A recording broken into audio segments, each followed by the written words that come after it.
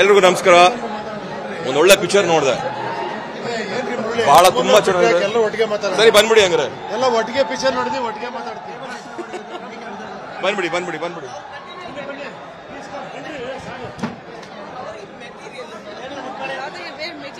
Material ಬೇರೆ ಸಿಗತ್ತೆ ಇವಾಗ.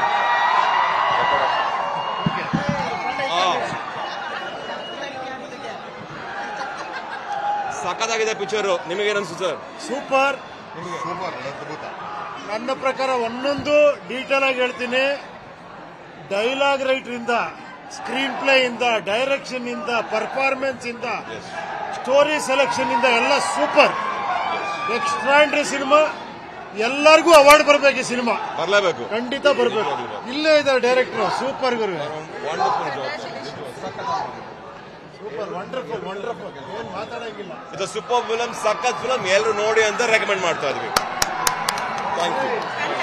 ಅದ್ಭುತವಾದ ಸಿನಿಮಾ,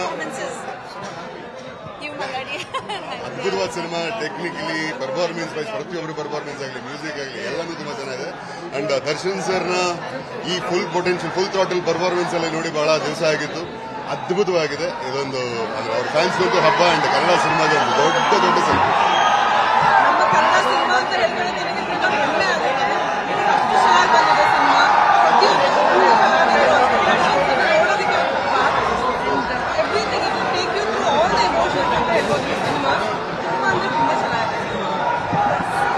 ನಮ್ಮೆಲ್ರಿಗೂ ತುಂಬಾ ಇಷ್ಟ ಆಗಿದೆ.